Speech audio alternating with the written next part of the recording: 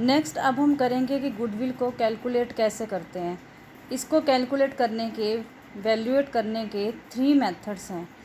Average profit method, super profit method, capitalization method. तो सबसे पहले हम कर रहे हैं एवरेज प्रॉफिट मेथड।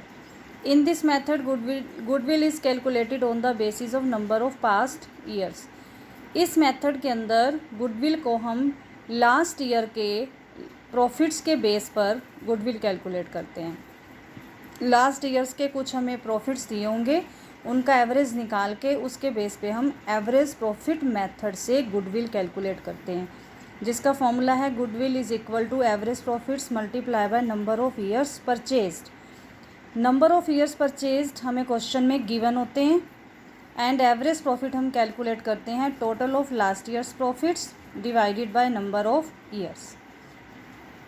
अब एवरेज प्रॉफिट कैलकुलेट करने के लिए हमें कुछ बातों को ध्यान में रखना पड़ता है। वो क्या है?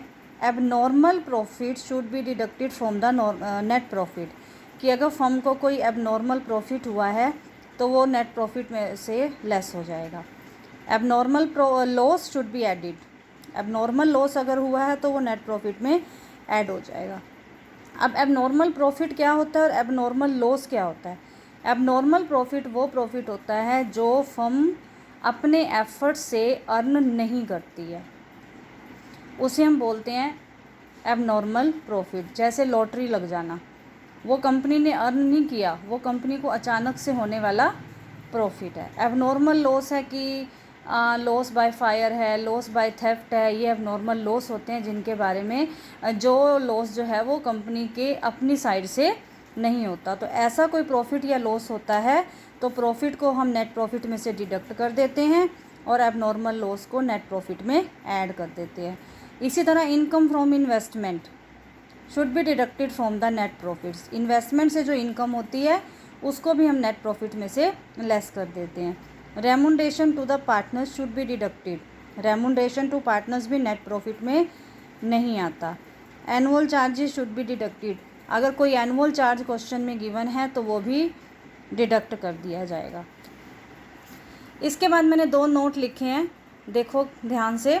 If above items are related to a particular year then these items will be added और subtracted from that particular year. ये जितनी भी आइटम्स यहाँ पे मैंने तुम्हें बताई कि कौन सी ऐड होनी है, कौन सी लेस होनी है, ये इनके बारे में अगर कोई एक पर्टिकुलर ईयर के बारे में, मान लो हमें 2014 से लेके 2019 तक के प्रॉफिट दिए हुए हैं और बीच में से 2014 में कह दिया कि नॉर्मल प्रॉफिट है, तो हम 2014 के नेट प्रॉफिट में से ही एबनॉर्मल प्रॉफिट को लेस करेंगे। कहने का मतलब कि ये सारी आइटम्स अगर किसी पर्टिकुलर ईयर से रिलेटेड दी हुई है तो उसको ऐड और लेस पर्टिकुलर ईयर में से ही किया जाएगा। और सेकंड पॉइंट है, if above items are not related to if above items are not related to a particular year then these items will be added और डिडक्टेड फ्रॉम एवरेज प्रॉफिट्स। अगर आपको इनमें से कोई भी आइटम के साथ ईयर मेंशन नहीं है, सिर्फ ये लिखा है कि अब नॉर्मल प्रॉफिट हुआ है, अब नॉर्मल लॉस हुआ है, या रेमुनरेशन दिया पार्टनर्स को, या कोई एनुअल चार्ज है और ईयर के बारे में नहीं बताया, तो आपने उन आइटम को ऐड लेस कहाँ से करना है? एवरेज प्रॉफिट में से करना है, ना कि नेट प्रॉफिट्स में से।